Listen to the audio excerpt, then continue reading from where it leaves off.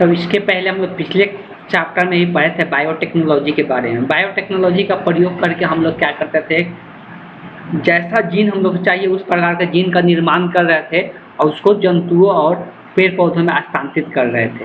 और जीन प्राप्त करने का तरीका क्या है उसके बारे में हम लोग चर्चा कर रहे थे। अब उसका उपयोग के बारे में हम लोग इस क्लास में चर्चा करने वाले हैं। ठीक है, तो हम लोग यहाँ से स्टार्ट करेंगे बायोटेक्नोलॉजी और उसके उपयोग के बारे में।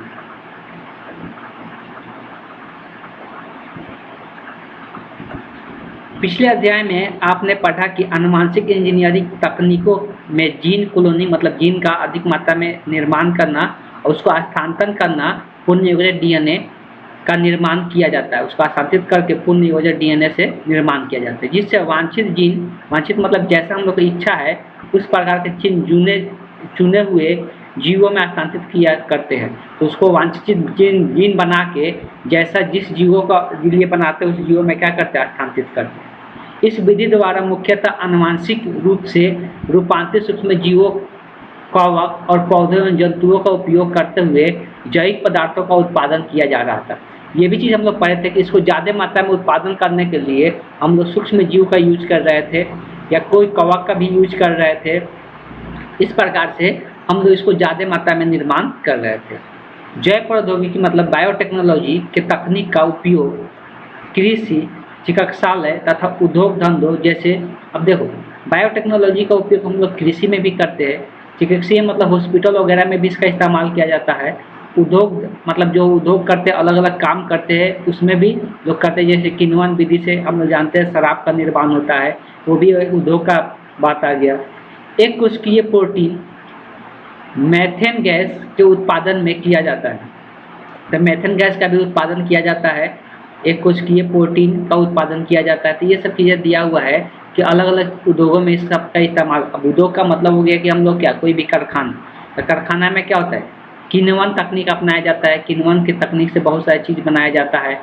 एक कोशिकीय प्रोटीन का निर्माण किया जाता है, मेथेन गैस का उत्पादन किया जाता है। तो ये सब चीज़ों का उत्पादन किया जाता है। आनुवंशिकता रूपांतरित फसलों का उपयोग अधिक पैदावार के लिए किया जाता है। तो हम लोग ऐसा फसल को ऐसा रूपांतरित करते हैं, आनुवंशिक रूप से ऐसा बदल देते हैं तो ज़्यादा मात्रा में उपज दे। ठीक, जीन संश्लेषण एवं उपयोग, जीन संश्लेषण मतलब जीन का निर्माण और उसका उपयोग प्रतिजैविक के उत्पादन, प्रतिजैविक उत्पादन, दोषयुक्त जीन का सुधार और सभी जीव प्रौद्योगिकी के रूप में किया जाता है। आगे दिया हुआ है किसका इस्तेमाल और कहाँ पे हम लोग करते हैं। तो प्रतिजैविक बायोटिक्स एंटीबायोटिक बनाने में, एंटीबायोटिक जो हम लोग बनता है दवा, उसके निर्माण में जो दोषयुक्त जीन होते हैं उनमें सुधार करने के लिए बायोटेक्नोलॉजी का उपयोग किया जाता है। सभी जैव प्रौद्योगिकी के ही भाग है, मतलब सभी के सभी बायोटेक्नोलॉजी ही बोला जाता है, जो भी ये सब चीज़ें सुधार किया जाता है।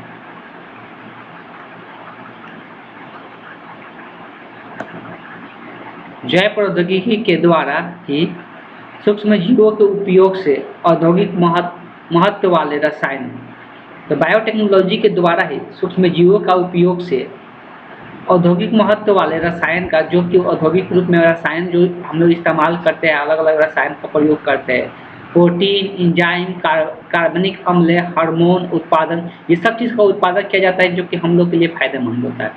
रसायन का बहुत सारा उपयोग किया जाता है जो खेतों में दिया जाता है।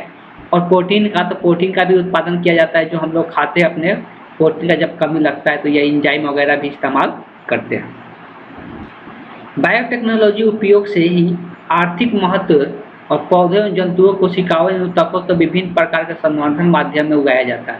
तो बायोटेक्नोलॉजी के कारण ही आज के डेट में हम लोग देखा जाता है किसी भी जीव का कोशिका या ऊतक से क्या करते हैं, उसका संवर्धन माध्यम में उसका निर्माण ज़्यादा मात्रा में हम लोग कर पाते हैं।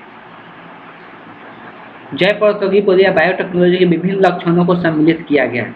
शुद्ध उत्प्रेरकों का निर्माण, तो बायोटेक्नोलॉजी का प्रयोग करके हम लोग प्योर इंजाइम का निर्माण कर सकते हैं। इंजाइम अगर हिंदी में बात करें तो उत्प्रेरक। उत्प्रेरक के कार्य के लिए, उत्प्रेरक का काम ही होता है किसी भी चीज़ की अभिक्रिया को फास्ट करना या अभिक्रिया को कराना।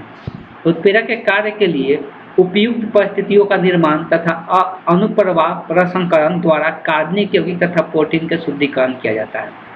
अब यहाँ पे और भी चीज़ें दिया हुआ है कि अनुप्रवाह प्रक्रमण डाउन स्ट्रीम प्रोसेस कार्बनिक यौगिक और प्रोटीन का शुद्धिकरण का। ये डाउन स्ट्रीम एक प्रोसेस होता है जिसके तहत कार्बनिक यौगिक और प्रोटीन का क्या किया जाता है, शुद्धिकरण किया जाता है। कोई भी उसमें चीज़ें खराब होता है तो उसको सही किया जाता है।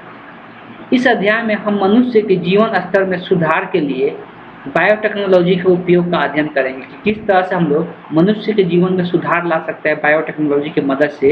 इसके बारे में हम लोग चर्चा करेंगे। अगर मनुष्य के जीवन का बात करते हैं तो उसमें हम लोग क्या आता है, कृषि भी आता है। तो कृषि के बारे में भी हम लोग जानेंगे कृषि में किस प्रकार से बायोटेक्नोलॉजी का इस्तेमाल किया जा रहा है। तो आगे दिया हुआ है कृषि में जैव प्रौद्योगिकी का उपयोग, biotechnology application in agriculture. Agriculture में कृषि में हम लोग बायोटेक्नोलॉजी किस प्रकार से उपयोग कर रहे हैं उसके बारे में हम लोग चर्चा करेंगे। जैव प्रौद्योगिकी की फसल सुधार में भूमिका। जैव प्रौद्योगिकी जो बायोटेक्नोलॉजी होता है उसका फसल सुधार में किस प्रकार से भूमिका होता है इसके बारे में चर्चा करने वाला है। कृषि के विकास में बायोटेक्नोलॉजी बहुत बड़ा योगदान है।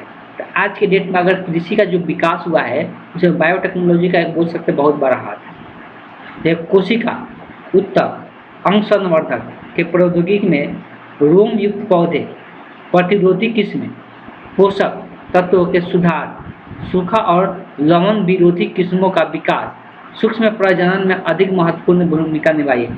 आज के डेट में जितना भी चीज़ें अगर हम लोग बात करेंगे संवर्धन माध्यम में पौधों का निर्माण करना। संवर्धन माध्यम का मतलब हम लोग पढ़ चुके हैं कि एक माध्यम हम लोग बनाते हैं जिसमें किसी भी पौधा का उत्तक ले ले या कोई अंग ले ले या कोई कोशिका ही ले ले, इस एक कोशिका से या एक उत्तक से इसको संवर्धन माध्यम में डाल के बहुत ज़्यादा मात्रा में संख्या में पौधे का हम लोग निर्माण कर पाते हैं। तो ये आज के डेट में संभव हो पाया है किसके का, बायोटेक्नोलॉजी का। ठीक है।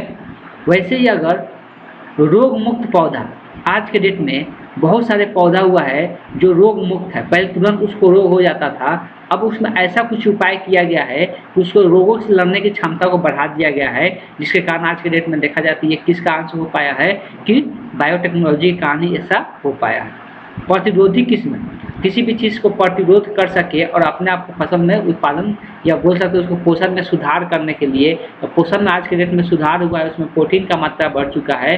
और सूखने की जो क्षमता, पहले जो जल्दी सूख जाता था या जो लवण की जगह जहाँ जो मिट्टी लवणीय होता था, जो मिट्टी लवणीय होता था उस मिट्टी पे क्या होता था, फसल नहीं हो पाता था। लेकिन आज के डेट में ऐसा फसल का निर्माण कर दिया गया है कि लवणीय होने के बावजूद भी वहाँ पे फसल का उत्पादन हो जाता है। तो ये सब चीज़ें में क्या है, इसका बहुत बड़ा भूमिका निभाया है कौन, बायोटेक्नोलॉजी। तो बायोटेक्नोलॉजी का प्रयोग उच्च पैदावार वाली किस्म, बायोटेक्नोलॉजी का प्रयोग किया जाता है कि अच्छे पैदावार वाले किस्म हम लोग पैदा कर सके किसी पौधा का। बायोफर्टिलाइजर पारालैंगिक संकरण द्वारा उपयोगी किस्में प्राप्त करना। पारालैंगिक संकरण मतलब अलग अलग जाति से भी रहेगा लेकिन अलग अलग नस्ल के साथ संक्रमण कराकर हम लोग उपयोगी किस्में का हम लोग पौधा का निर्माण करते हैं। इसके बारे में भी पहले हम लोग चर्चा कर चुके हैं, लेकिन ये सब हो पाया है किसके का, बायोटेक्नोलॉजी का।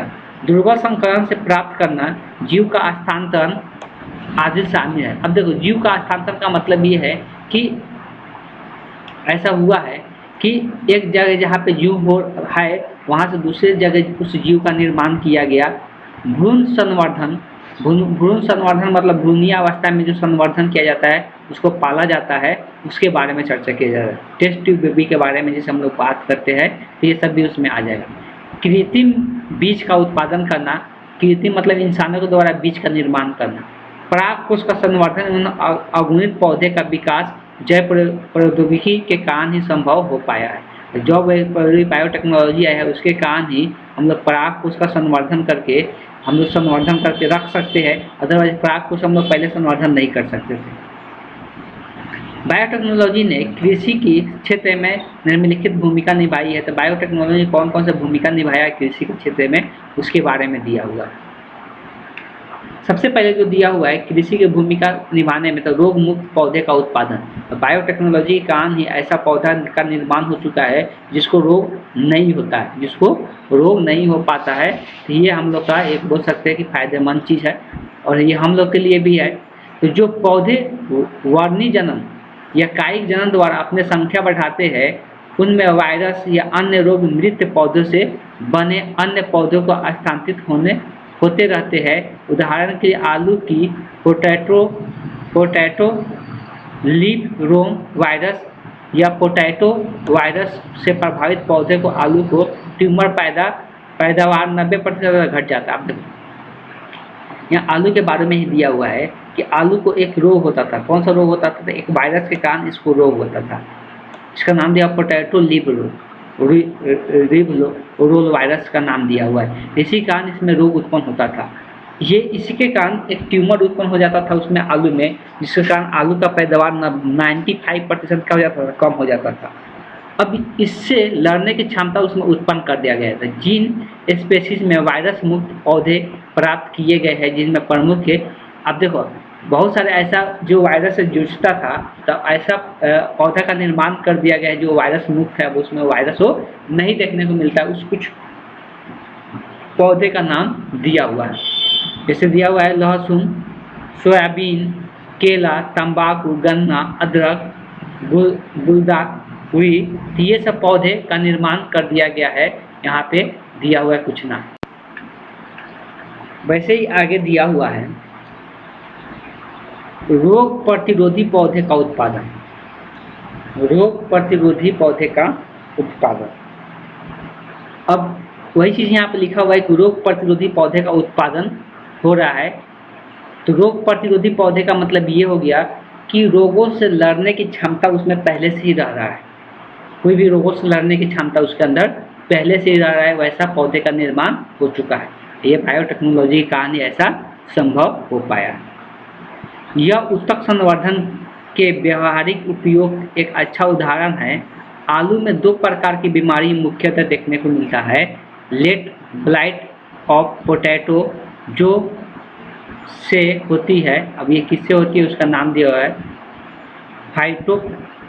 फाइटोफैथोरा इन्फेस्टेंस, और दूसरा अर्ली ब्लाइट ऑफ पोटैटो से होता है। तो ये दूसरा यहाँ पर नाम दिया हुआ है। तो ये भी होता है। तो उत्तक संवर्धित आलू के कैलस से सोमालॉक्स को छटनी कर रोग प्रतिरोधक पौधे प्राप्त करने में सफलता मिली।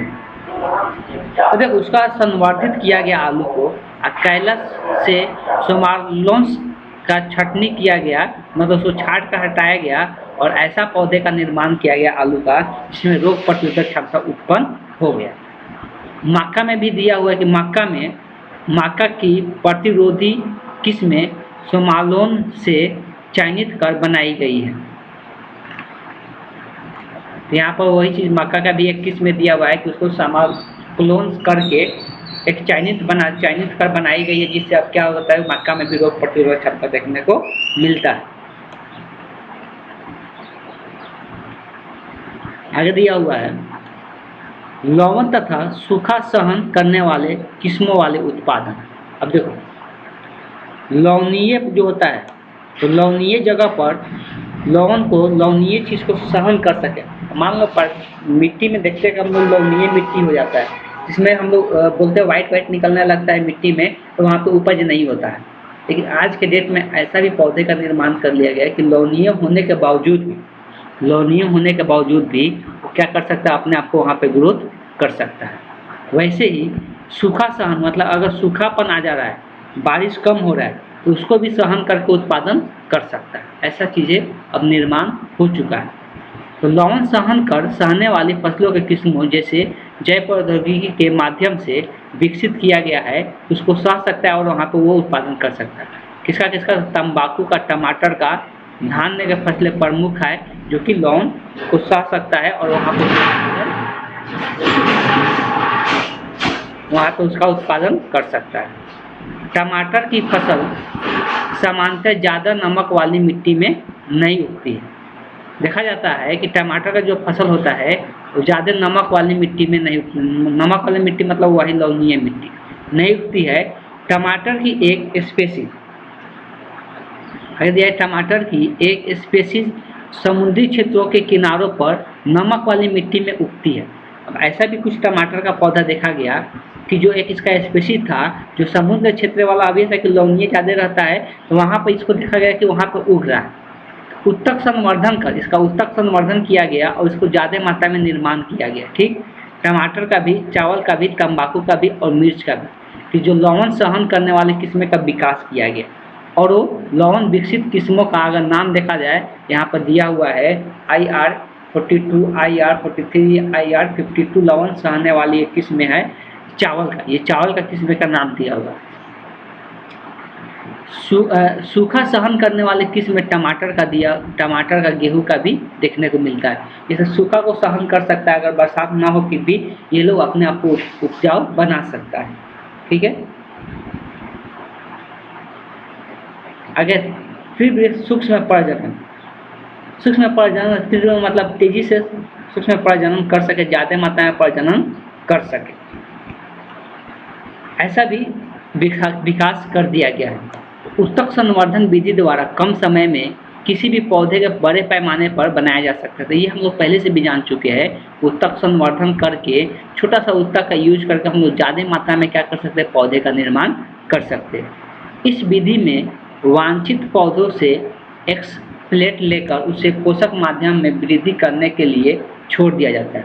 वांछित मतलब हम लोग जो पौधा चाहिए उसको एक प्लेट में रख के, उस माध्यम में रख कर छोड़ दिया जाता है और एक्स प्लेट से बने कैलस सोमैटिक भ्रूण के पुनः अलग कर संवर्धित कर लिया जाता है। वही कैलस जब बन जाता है तो उसको अलग करके उसको फिर से रखा जाता है।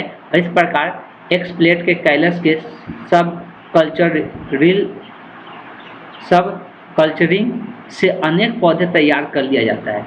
और इस प्रकार पौधे का किसका ऐसा पौधा होता है जिसका मक्का का पौधा कर सकते हैं, आलू का कर सकते हैं, सोयाबीन का कर सकते हैं, सरसों का कर सकते हैं, मूंगफली का कर सकते हैं, अंगूर का कर सकते हैं, गुलदाउदी का कर सकते हैं। तो ये सबका उत्तक संवर्धन करके हम लोग ज़्यादा मात्रा में ऐसे पौधे का विकास कर सकते हैं। अब हम लोग इसके लिए बीज की जरूरत नहीं है, डायरेक्ट हम लोग क्या कर सकते हैं, इसका उत्तक लेकर इससे हम लोग ज़्यादा मात्रा में निर्माण कर सकते हैं। आगे है जैविक खाद। जैविक खाद मतलब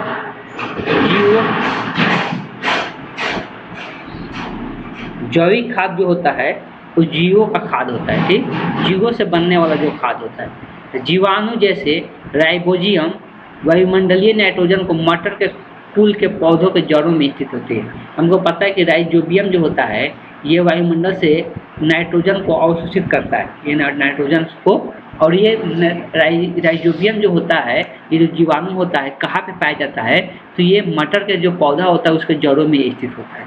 राइजोबियम में nif gene, nitrogen fixing gene होते हैं। ये नाइट्रोजन को क्या करता है, फिक्स करता है। निफ का मतलब है नाइट्रोजन फिक्सिंग जीन होता है इसमें, जो कि नाइट्रोजन को फिक्स करता है, नाइट्रोजन को अपने ओर खींचता है। तो बायोटेक्नोलॉजी के माध्यम से निफ जीन को एस्चेरेचिया कोली तथा क्लेप्सिलिया प्यूनोमोनिया के स्थानांतरित कर इन जीवाणुओं के अंदर नाइट्रोजन स्थित करने की क्षमता पैदा की जाती है। अब देखो, बायोटेक्नोलॉजी का मदद से कुछ और भी चीज़ें हैं जिसके अंदर ये दिया जाता है, स्थानांतरित किया जाता है। जैसे क्लेप्सिलिया प्यूनोमोनिया को स्थानांतरित करके उसमें ऐसा चीज़ विकसित कर दिया जाता है जो नाइट्रोजन का स्थिरीकरण कर सके। एक तो हम लोग को ये प्राकृतिक मिला हुआ है राइजोबियम, जो कि ये तो करता ही है, और ऐसे भी जीवाणु का निर्माण किया जाता है। ऐसे भी जीवाणु हम लोग को, किसी जीवाणु सब लोग करा सकते हैं नाइट्रोजन का फिक्सीकरण। उसमें ये दो चीज़ें क्या करना पड़ता है, स्थानांतरित करना पड़ता है। तो ये बायोटेक्नोलॉजी की कहानी ऐसा हो पाया। अब आज के डेट में कृत्रिम बीजों का भी उत्पादन किया जा रहा है। पहले ऐसा नहीं होता था, लेकिन अब के डेट में कृत्रिम मतलब जो इंसानों के द्वारा बनाया, कृत्रिम बीज या सिंथेटिक सीड बोल सकते हैं, में बने भ्रूण को एल्जीनेट में लपेट कर बनाया जाता है, इसको एल्जीनेट पर लपेट कर बनाया जाता है। इससे बनने वाला जो कृत्रिम बीज है, मक्का का बनाया जा रहा है, चावल का बनाया जा रहा है, गाजर का, सरसों का, आलू का, कपास का, कृत्रिम बीजों के पूर्ण विकसित पौधे प्राप्त किया जाता है। तो इस कृत्रिम बीज बनाकर पूर्ण विकसित पौधे का निर्माण किया जाता है।